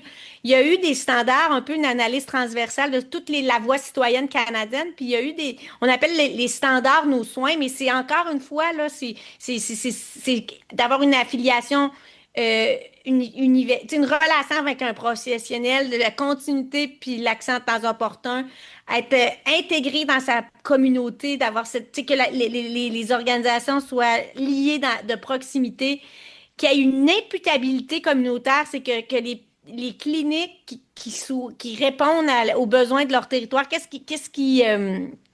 voyons, on donne, si on ajoute des ressources, ben, il faut avoir des retombées, mais pas juste, collectives. Les patients, là, ça c'est important, ils veulent, puis ça c'est à travers le Canada, ils veulent accès à leur dossier médical, avoir de l'information. C'est quelque chose qu'il faut travailler, c'est une demande, puis là, ben, il faut voir comment on peut le faire. Fait que c'est vraiment les standards, nos soins, c'est pour orienter les politiques. C'est les standards que l'Ontario se donne, puis c'est leur réforme est calquée ou est basée sur ces grandes orientations-là. Fait que c'est le message qu'on retient. Puis je pense que nous, on dit toujours notre vrai nord. Il faut rappeler l'inscription qu'on a dit, Marie-Donnée, inscription ou affiliation. Ils veulent cette relation. C'est ça qu'il faut retenir. Après, au niveau de la politique, on pourra décider, là, mais cette relation avec une personne qui nous connaît, c'est extrêmement important pour les patients. Puis ça devrait être le standard, puis le grand nord, l'étoile nord qui nous guide. Alors, maintenant, on va prendre quelques minutes pour parler, bon, ben, qu'est-ce qu'on apprend des autres juridictions ou pays. Puis je pense qu'on a décidé pour les fins pédagogiques, de parler de deux modèles. On peut aller directement à l'autre, là. Deux modèles qui on parle beaucoup. Fait que peut-être mieux comprendre ces modèles-là pour s'inspirer. Puis peut-être avant d'emblée, là, si on prend juste des caractéristiques d'un modèle inspirant, puis après, c'est pas cohérent dans notre propre contexte, c'est là nos erreurs. Puis probablement, c'est les erreurs aussi du passé, là. On s'intéresse énormément à l'Angleterre. Pourquoi on s'intéresse à l'Angleterre? Notamment parce qu'eux, ils ont une inscription collective. Et ça résonne parce que c'est vraiment quelque chose qu'on discute énormément. Mais ça s'inscrit dans un contexte que l'Angleterre, leur modèle prédominant, c'est vraiment des groupes de médecins qui travaillent avec d'autres professionnels, mais ces groupes-là qui ont une inscription collective, ils ont une contractualisation avec l'État, puis c'est très, très important parce que la contractualisation, c'est en échange du nombre de patients inscrits à cette organisation-là. Et là, il y a des attentes, il y a des bonus même à la performance, mais collective. Alors, c'est de la manière que ça fonctionne, c'est le modèle prédominant actuellement. Puis au niveau après territorial, il y a des contractualisations selon, bon, ben, vous prenez ces patients-là, c'est de proximité aussi, c'est vraiment lié à ton code postal, mais dans un contexte qui a un équilibre offre-demande, qu'il y a assez de médecins de famille, en tout cas jusqu'à tout récemment. Si tu n'as pas patient orphelin, c'est plus facile à gérer un peu ces contrats-là. Et ils ont une infrastructure de données importante, dont un sondage patient obligatoire aux 3 ans. Je pense qu'il était aux 2 ans. Mais ça, c'est intéressant. C'est une source d'information importante, les sondages patients, pour s'améliorer. Et c'est quelque chose qui est dans leur infrastructure. Alors, Mais est-ce peut-être que que l'Angleterre, est-ce que c'est un gâteau qui goûte si bon que ça? En fait, c'est un gâteau qui était excellent à l'époque, puis là, il commence à être moins sucré qu'avant. D'une part, le modèle qui est valorisé, justement, cette contractualisation avec ces groupes de médecins-là, ça commence à être un modèle délaissé par les nouveaux médecins.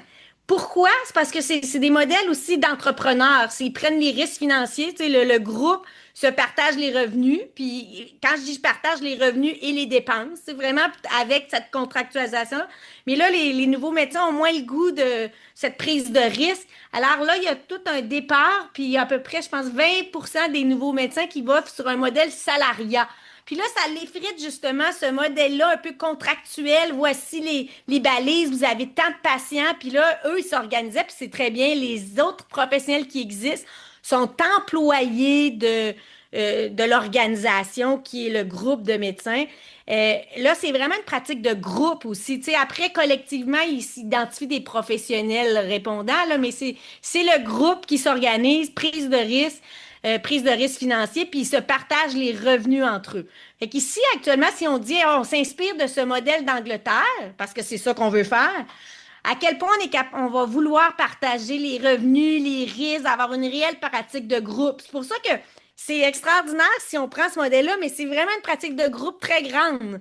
Puis là, actuellement, les jeunes, il y en a beaucoup qui délaissent ce modèle d'entrepreneuriat du groupe. Parce qu'ici, on a des groupes, mais qui n'ont pas nécessairement un partage si grand, surtout pas des revenus, des dépenses. Puis là ici aussi, on a la contractualisation directe avec le groupe. Fait que je pense qu'il est inspirant. Il y a aussi une infrastructure de données très importante, dont quelque chose qu'on pourrait s'inspirer, c'est l'idée d'avoir des sondages patients comme source d'information pour s'améliorer.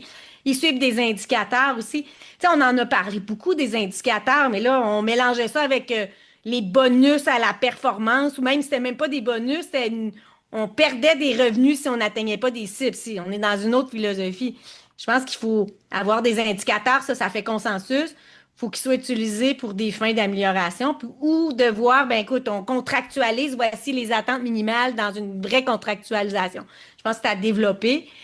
Actuellement aussi au Québec, c'est qu'on a historiquement la rémunération des médecins, il y a une partie qui finance l'infrastructure de la clinique, puis ça fait énormément de bruit. Tu sais, le 30% sur l'acte qui est pour payer la clinique au Québec, c'était mal fait. Là, on essaye de dissocier ça, ce qui est une bonne idée, mais il ne faut pas le dissocier en assumant une perte de revenus individuels. C'est là que, tu sais, si tu dis, OK, on le dissocie, fait que demain matin, les médecins ont 15% de moins de revenus, ça ne marche pas. Tu sais. C'est là qu'il faut réfléchir dans cette transition-là.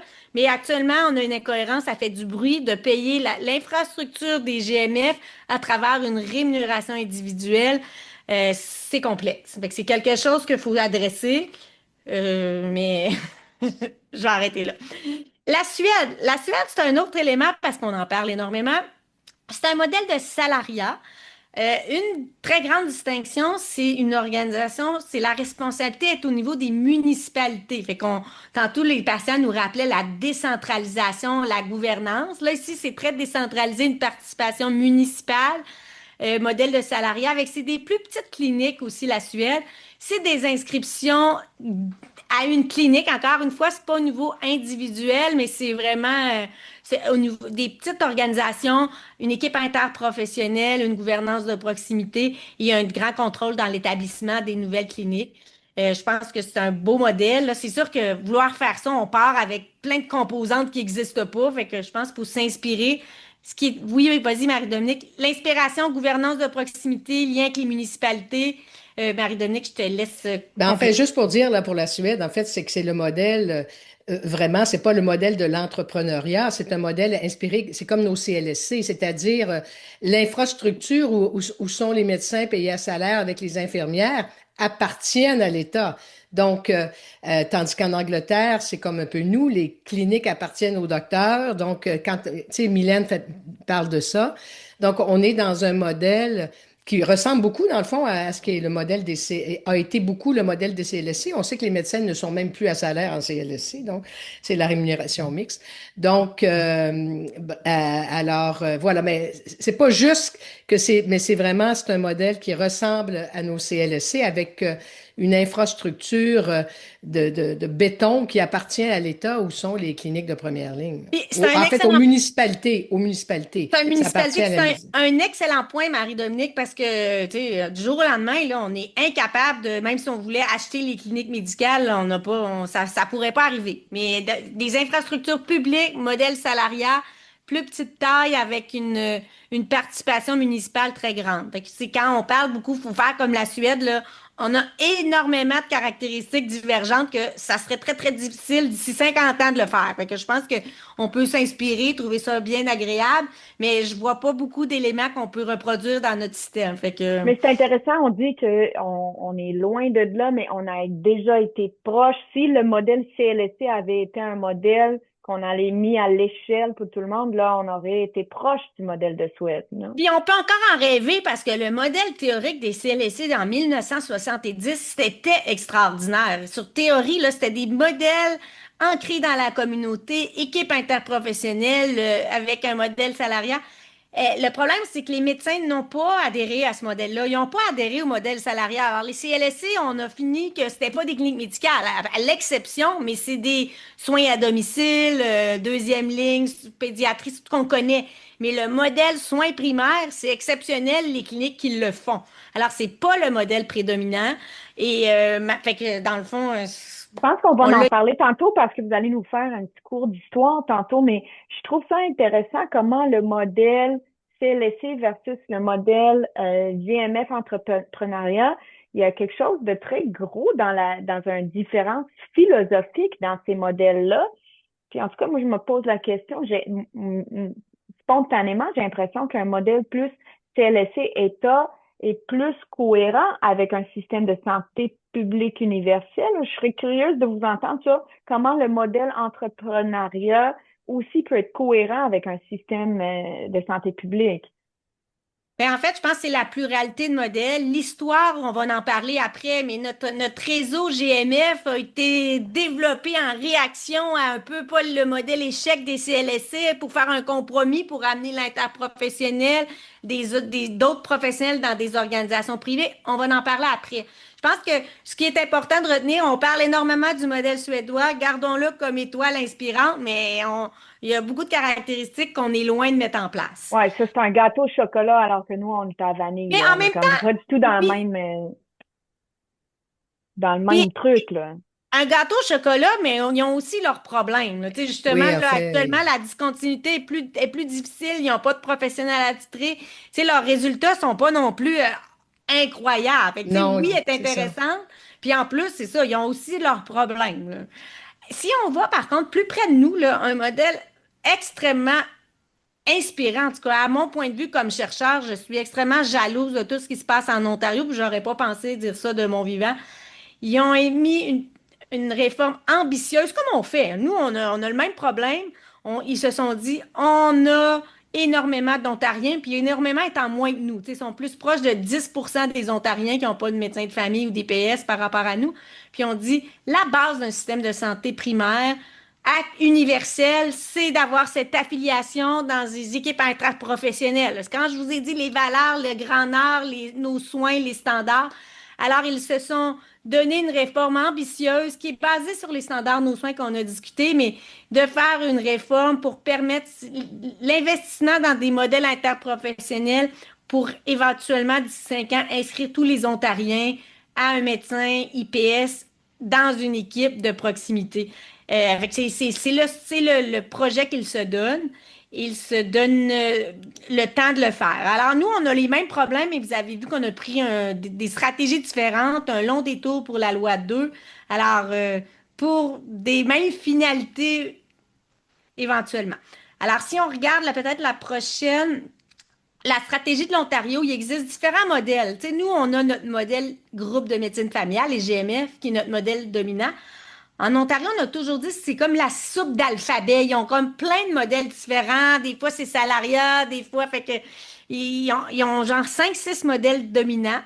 Puis là, la vision, c'est qu'ils ont choisi 2 modèles, qui est le Family Health Team et le Community Health Team, pour dire c'est les 2 modèles qu'on va investir les 5 prochaines années comme stratégie pour affilier plus d'Ontariens dans des modèles interprofessionnels.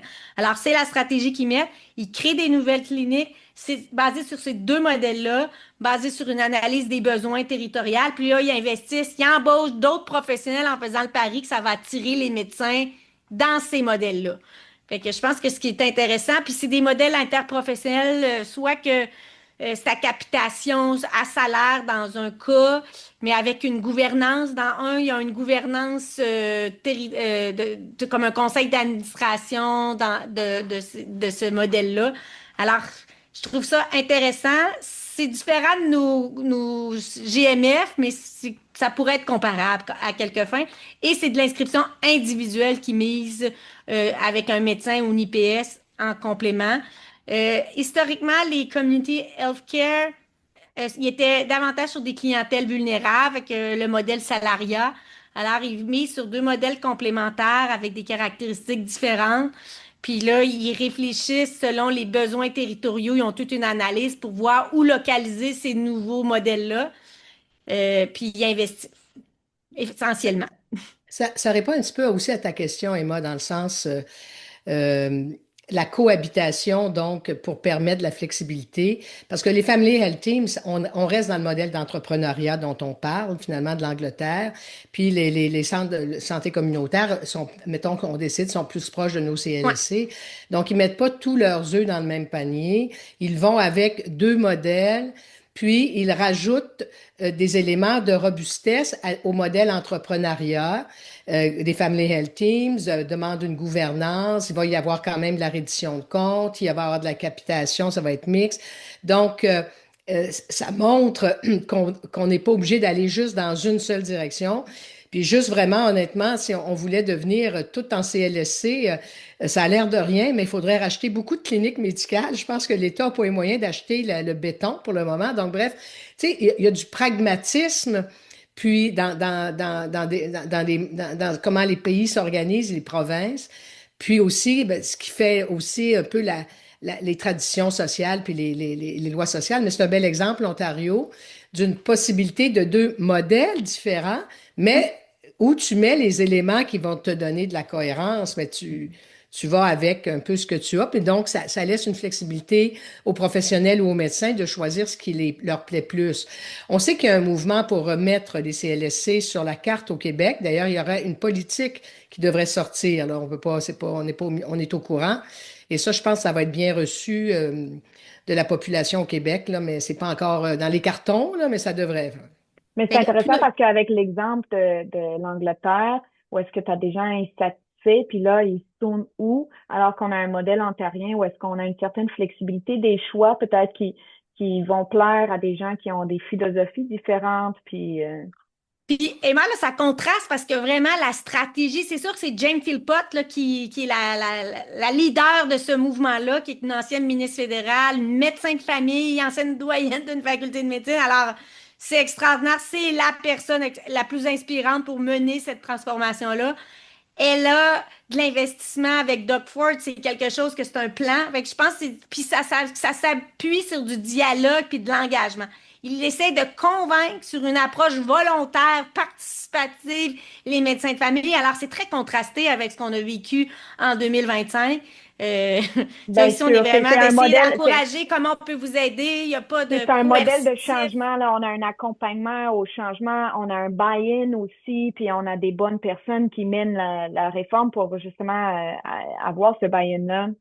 Exact. Bon, là, c'est pas tout rose non plus, là. Il reste qu'il faut, tu sais, d'aller chercher des médecins pour aller dans ces modèles-là. Il y a quand même des défis, mais ils partent quand même avec une stratégie d'engagement et de mobilisation qui est pas dans le coercitif puis dans l'affrontement.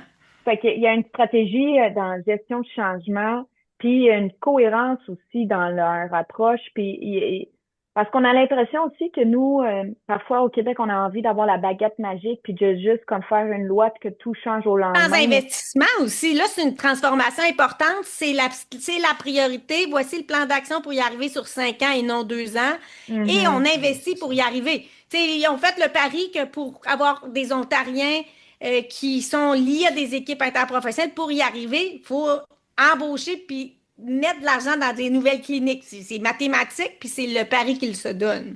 Bon, on va Puis, arrêter de parler de... Ouais, vas-y, oui. Marie-Dominique. Ben, je voulais juste aussi dire que c'est quand même une loi, si on fait des parallèles. Donc, ils ont voté une loi en Ontario qui s'appelle la loi sur les services de santé primaire. Donc, l'Ontario s'engage en créant une loi à une vision qui est décrite.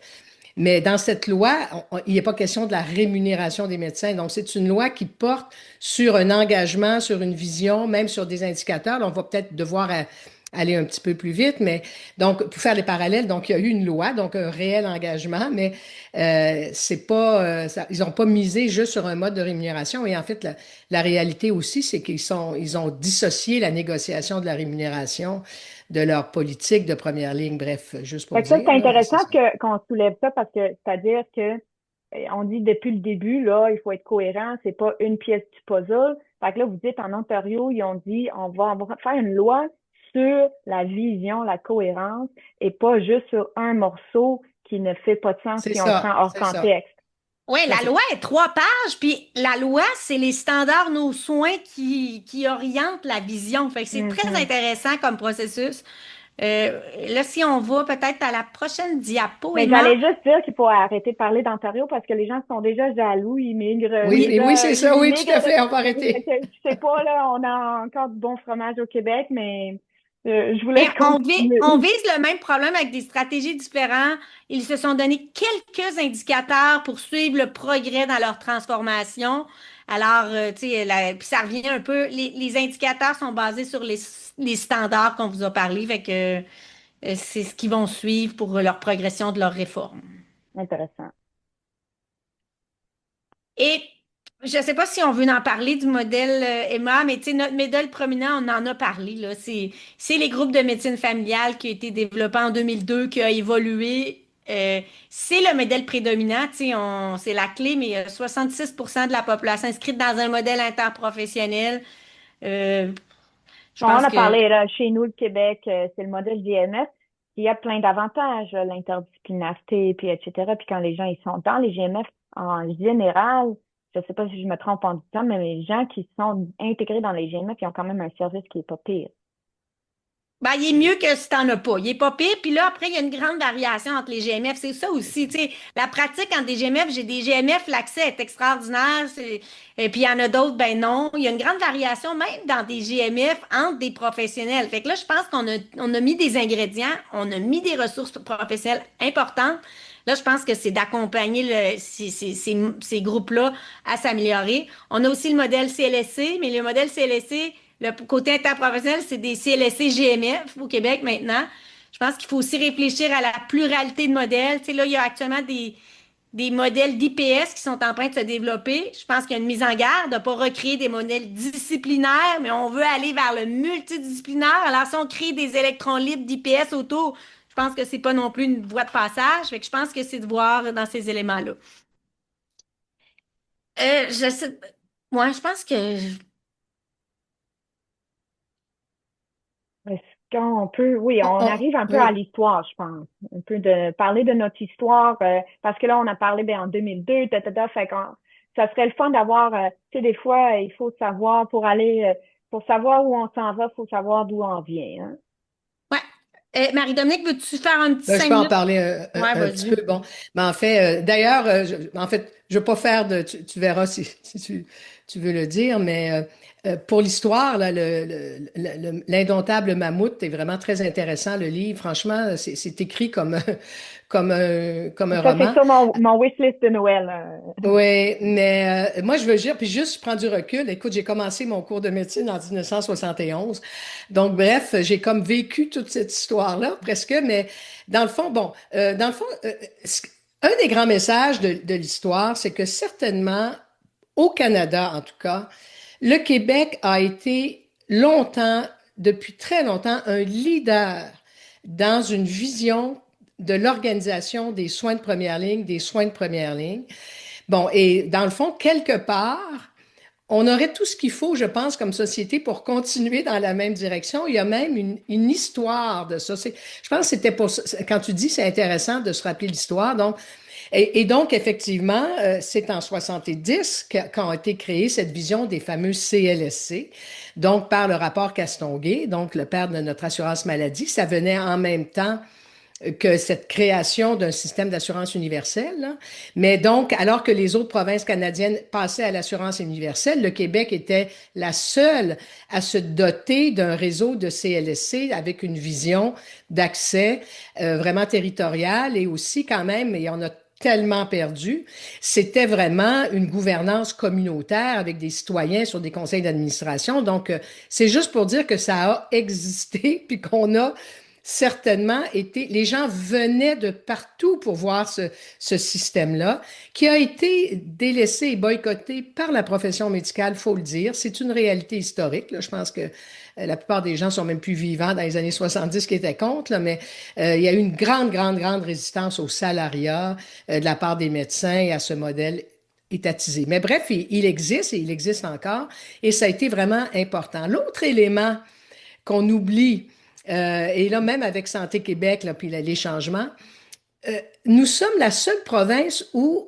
les services sociaux, tous les services sociaux et les services de santé ont été intégrés dans la Ouais. création du ministère de la Santé et des Services sociaux en 1985. Donc là encore, ça montrait une philosophie du Québec qui comprenait que les services sociaux et les services de santé, ça devait être sous la même ombrelle. Ce n'est pas le cas d'aucune autre province Est-ce que tu peux canadienne nous donner un encore. exemple, Marie-Dominique, de qu'est-ce qui est un Mais service? en fait, les soins à domicile, actuellement, les soins à domicile, ça compte un peu dans les services sociaux. Tous les soins de périnatalité ou les soins aux adolescents en difficulté, là, je parle pas de la DPJ, que c'est la deuxième ligne, mais euh, de voir un travailleur social en CLSC parce qu'on a une difficulté d'adaptation, c'est dans le système de santé. C'est pas couvert par un autre ministère, si tu veux. Donc, cette vision globale d'un ministère où sont intégrés les services de base sociaux et santé. Donc, depuis 85, et d'ailleurs, quand on a dit, on a créé Santé Québec, on a perdu Santé Services sociaux Québec, et c'est clair que ça donne aussi un message qu'on les services sociaux sont moins peut-être vus. Bon, il y a eu ce fameux virage ambulatoire là, il y a eu toutes ces coupes terribles dans le temps donc du parti donc de Jean Rochon quand il était ministre de la Santé. Et bien sûr, en 2000, le fameux rapport Clair qui a amené la création des groupes de médecine de famille. Oui, et, Mylène. Non, c'est après, dans les C3S, OK. après. Oui, on pourra parler des. Oui, c'est après les C3S qui sont arrivés. Mais bref, donc. Mais il y a eu. Bon, il y a. Donc, donc, et là, vraiment, ce que le rapport Clair réaffirmait, puis ça a été pour certains du monde des CLSC l'ont trouvé malheureux. Mais dans le fond, c'était un rapport pragmatique qui disait, écoutez, ça n'a pas marché. Dans le fond, les médecins ne se sont pas ralliés au CLSC. On a donc des médecins qui sont des électrons libres. C'est comme les services de première ligne ne sont pas intégrés à absolument rien. Donc, créons des groupes de médecine de famille qui vont être plus formalisés. Il y aura des contrats, on va les doter, mais c'était une manière, j'aurais le goût de dire, de faire avec une réalité et donc de formaliser finalement pour rattacher la majorité des services médicaux au reste du système. Et, euh, et là, ben, donc, c'était en 2000. Puis, en parallèle, l'Ontario se dotait aussi d'une politique. Puis, si on regarde, parce que j'ai relu le rapport Claire aussi pour me préparer, puis c'est clair que, en fait, c'était pas, tout n'était pas envisagé dans ce rapport Claire-là, mais il y avait quand même une vision d'un changement de mode de rémunération important au moment de la création des GMF, mais qui n'a pas eu lieu, où on aurait eu plus de capitation. Il y a eu une résistance de la profession médicale. Il y aurait eu une vision de créer un peu plus une gouvernance robuste qui n'a pas eu lieu. Donc, bref, on a fait l'inscription sans faire ce qui venait avec. Donc, c'est un bel exemple dès le début d'une belle idée, mais qu'on n'a pas mis tous les ingrédients cohérents qui ont fait qu'on est rendu où on est. Peut-être que Je veux tu peux juste parler de la suite, soulever Mylène, oui. ce point, Marie-Dominique, parce que je pense que c'est important de soulever là, on a un débat de société actuellement, puis je pense que c'est important pour tous les acteurs de se regarder dans le miroir, puis de dire, fait que là, on parle d'un fait historique, qu'on avait un rapport, on disait, on va changer l'organisation des soins, on va faire une inscription, on va faire des GMF, puis qu'on parle depuis tantôt d'une vision cohérente, ben ça devrait venir avec la capitation, avec une gouvernance locale, tout ça. C'est Puis ça. la profession médicale a résisté.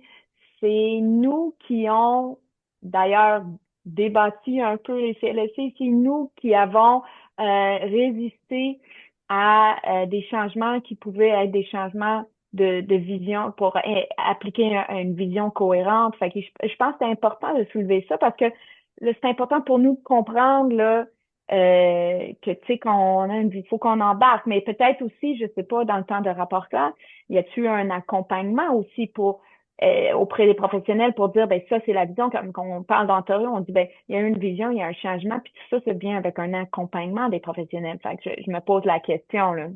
Et même ironiquement, là, les premiers GMF, il y avait de la résistance des médecins d'avoir des infirmières dans les GMF. C'est les premiers, tu sais, c'est les premiers au début, là, puis là, on parlait pas des autres professionnels. Fait que je pense que c'est apprivoiser le changement. Le modèle GMF, il y a eu des compromis aussi. Tu sais, c'était l'idée, c'est 80% des médecins ne travaillent pas dans les CLSC. Comment on peut aller chercher l'entrepreneur privé? Alors, on a créé ces groupes qui sont privés, mais à financement public pour aller investir d'autres professionnels. On a mis en place l'inscription à ce moment-là pour les ressources. On a mis des éléments, mais on n'est pas allé loin. Justement, le modèle de rémunération, on ne l'a pas changé à l'époque. On commence à le faire. C'est ça. Marie-Dominique, Moi, la je main. trouve ça intéressant parce que je veux dire, comme professionnel, là, moi, j'ai une résistance au changement. Là, puis je pense que quand on a tout ce qu'on vient de vivre là, avec la loi 2, il y avait des choses qu'on se disait, ben ça va pas améliorer des soins, tout ça, mais il y avait beaucoup de réactions que c'était que de la résistance au changement. Alors, tu sais, il faut défaire aussi qu'est-ce qu'une réaction à une résistance au changement qui est normale et naturelle, puis que ça, on peut bien accompagner les gens dans le changement si on le fait bien, puis versus qu'est-ce qui est une résistance parce qu'on pense que ça, c'est pas un modèle de soins qui est bon pour la population.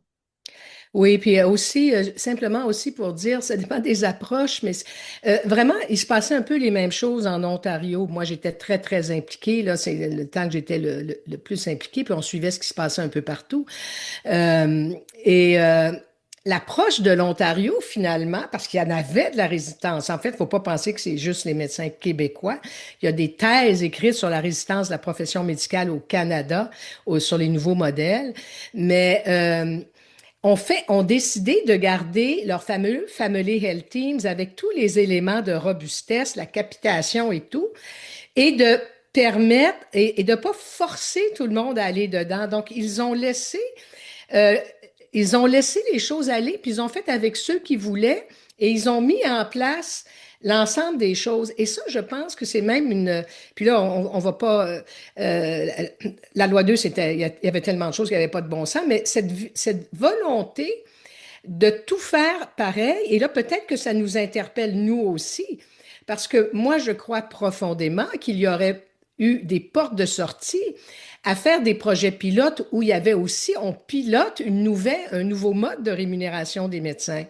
Mais ça veut dire, et on force pas tout le monde à rentrer dans le même moule, Mm. puis mais on garde les éléments, puis on fait avec, puis on se dit dans 5 6 ans, c'est ça qui est arrivé en Ontario. Ils Ouais. sont partis avec des Family Health Teams qui étaient une minorité. Puis finalement, maintenant, 85% des Ontariens sont dans les modèles quand même de médecins entrepreneurs, mais avec capitation, etc., inscription, etc. Bref. Donc, si on veut faire une...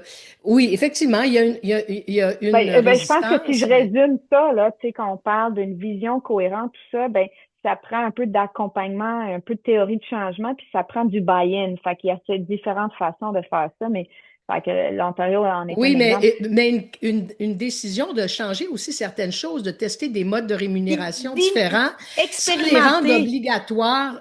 Ouais. Mm.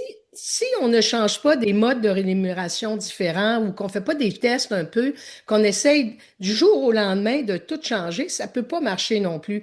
Donc, Mhm. le point, c'est qu'il faut essayer de tester un modèle qui est complet, qui a tous les éléments, Mm. dont des C'est choses plus plus dures à scientifique, faire, hein, dans l'approche. Je vous laisse continuer. Dans le fond, on a plus eu le flexibles. rapport plus Oui. flexible et plus scientifique, hein, dans un laboratoire plus vivant, peut-être. Fait qu'après le rapport Clair, il y a eu la réforme Barrette. Ça, je m'en souviens, là. Ça, c'est de Mais mon Emma, époque, là, avant la finalement. réforme Barrette, là, il y a un élément extrêmement important de notre histoire qui est très inspirante, là. On a créé des centres de santé et de services sociaux, les C3S, en 2004. Puis pour moi, c'était un bon coup du Québec. On a créé ces organisations-là avec une idée territoriale. On leur a donné une responsabilité populationnelle. Je me retrouvais là qui est c'est vraiment l'approche populationnelle. Si le territoire était découpé en 94, puis la réforme, c'était qu'on fusionnait la plupart du temps un hôpital de proximité, des CHSLD avec des CLSC. On créait ces nouvelles structures, les C3S, puis on leur donnait le mandat. OK, voici votre territoire. Fait qu'on leur donnait un territoire géographique comme population responsable. Et là, les directions de santé publique faisaient même des portraits de population. Voici les caractéristiques de votre population. Vous avez la responsabilité de répondre aux besoins de votre population. Puis une des premières choses que les C3S ont fait, moi, c'était ma thèse. Ils ont été, OK, il y a 6 CLSC, GMF sur mon territoire. On va essayer de les connaître puis de faire des corridors répondre à notre population. Fait que c'est un peu quasiment l'autre coup qui était lié avec les organisations de première ligne. C'était pas révolutionnaire. Au début, c'était juste apprendre à se connaître. Mais pour moi, ça, c'était extraordinaire comme réforme. Puis là, quand on dit on veut revenir avec les CLSC, on veut revenir avec cette responsabilité populationnelle. On en parle, la vision citoyenne, gouvernance de proximité. Je pense que ça fait écho à ça. Puis justement, en 2015, avec Barrette, on a créé, en fait, on a régionalisé. Puis là, on a perdu cette saveur locale pour moi, qui est justement dans cet esprit de, on fusionne les C3S ensemble, puis là, les territoires étaient beaucoup plus grands. Ça demeure dans les textes qui disent qu'il y a une responsabilité populationnelle, mais je pense qu'on l'a perdu. Moi, l'idée des C3S, c'est regarder avec la santé publique. Là, je pense que il y a un désir de revenir. Je vois même dans la politique en première ligne, c'est une des recommandations, je pense, qui est demeurée, qui est d'avoir une gouvernance territoriale locale. Puis c'est vraiment de connaître, tu sais, qu'on dit, Emma, d'adapter l'offre de service, parler au groupe, aux différents GMF du territoire, comment on peut se coordonner, comment on peut avoir cette vision, justement, si j'ai tant de patients orphelins, comment on peut les coordonner entre nous puis avoir cette responsabilité collective. Je pense que c'est là qu'il faut retourner. Et on était, tu sais, Marie-Dominique, avec les modèles CLSC, mais avec les C3S, cette responsabilité populationnelle, il y a énormément de gens qui sont venus nous parler puis nous visiter de cette idée-là, d'un peu d'intégrer une vision de santé publique à un territoire. Puis quand tu le fais bien, une des premières stratégies que tu vas faire, c'est d'investir puis améliorer tes soins primaires sur ton territoire. Et le côté équité, d'être proactif sur ça. C'est qui viennent pas me voir, sont supposés venir me voir. C'est là que, comme organisation, comment on peut être proactif pour y répondre. Alors, pour moi, le 2026 avec de la lumière, c'est comment on fait réellement de la responsabilité territoriale actuellement, là, comment on redonne du pouvoir d'action pour permettre cette organisation territoriale adaptée aux besoins. Mm. Tout à fait. Puis juste si on veut de la cohérence, tu sais, les médecins, on n'est souvent pas autant au fait de ça. Mais là vient la question de la gouvernance, dans ce que ça signifie de la gouvernance. Et encore dans les C3S, il y avait encore de la gouvernance donc communautaire. Moi, j'ai été sur le CA de mon C3S. Il y avait des patients, il y avait des usagers. Là maintenant, depuis la réforme Barrette et même avec la loi 15 qui a créé Santé Québec, là. Comme on sait, selon les législatures, les chiffres recommencent à zéro, donc c'est pas.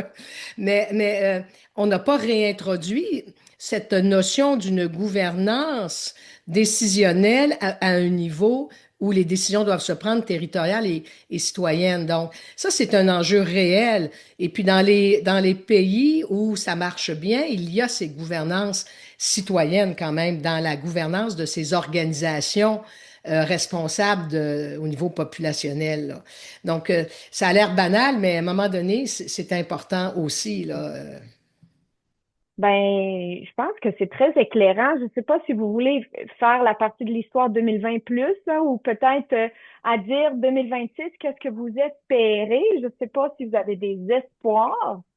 Ben, dans le fond, des fois, notre passé, tu sais, des fois, il ne faut pas reproduire le passé, mais on a fait des bons coups dans le passé, puis des fois, c'est des remettre au goût du jour. Tu sais, quand on dit revoir le modèle CLSC de manière moderne, puis pour moi, c'est de revenir à la responsabilité populationnelle dans cette structure on a énormément centralisée, tu sais, Santé Québec, les régionales.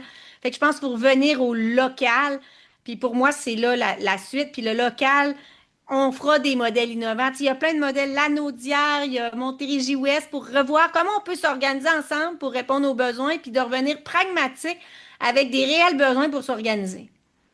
Ben moi, je pense que ça, c'est un message inspirant, c'est-à-dire que oui, on vit dans des structures, puis des lois, puis des politiques, mais il y a des choses sur lesquelles on a un contrôle, puis on peut s'organiser localement pour répondre à des besoins locaux, puis on peut regarder des modèles qui fonctionnent bien, des gens qui justement ont pris dans leurs mains des responsabilités, puis s'organisent. Mais Emma, il faut permettre, c'est l'expérience, il faut permettre l'expérimentation de ces modèles innovants, il faut donner un petit peu de pouvoir d'action aussi. Tu sais, si on ne donne pas de pouvoir d'action au niveau des territoires, ils ne peuvent pas nécessairement innover. Fait que je pense que c'est là que c'est de permettre cette marge de manœuvre-là dans un système qui est rendu extrêmement bureaucratique et centralisé. Fait que C'est ça, j'invite tout à nos fait. auditeurs à aller sur le site du CQMF justement pour regarder ça. Puis on va faire un deuxième balado sur des modèles innovants. Donc, je vous invite à écouter ce balado-là quand ça va sortir. Puis peut-être un autre message inspirant parce qu'on veut laisser les gens avec quelque chose sur lequel ils peuvent agir. Vous pouvez aussi travailler votre organisation individuelle et locale. Vous pouvez contacter l'équipe de Mylène Breton pour instaurer l'accès adapté. Vous pouvez vous organiser localement pour justement jouer dans cet équilibre d'accès et de continuité. Hein? Ça, est-ce que je me trompe en disant ça? Oui, il y a des stratégies, puis moi, j'ai peur que la dernière année, là, tu sais, au-delà de, faut mieux organiser notre pratique, qu'il y ait des séquelles dans l'engagement. Moi, j'espère qu'on va laisser ça de côté, puis le plaisir de travailler, de s'engager, d'avoir le goût de faire différemment, que ça revienne au rendez-vous, parce que là, le goût amer de la dernière année, ça fait juste que les gens sont plus intéressés à essayer de changer.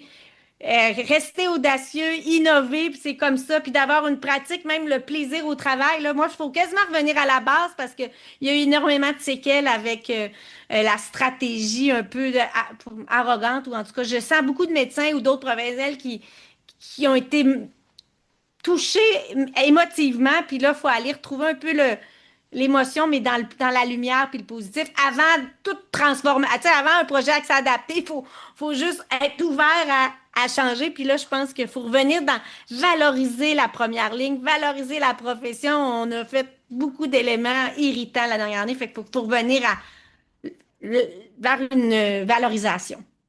Oui, puis faire des liens le plus proche possible, mais avec aussi, je veux revenir, parce qu'on fait référence à certains éléments, là, puis il y a des endroits où il se passe des choses intéressantes, mais où il se passe des choses intéressantes, les médecins ont quand même fait des partenariats avec des gestionnaires que je dirais bienveillants du niveau territorial, local.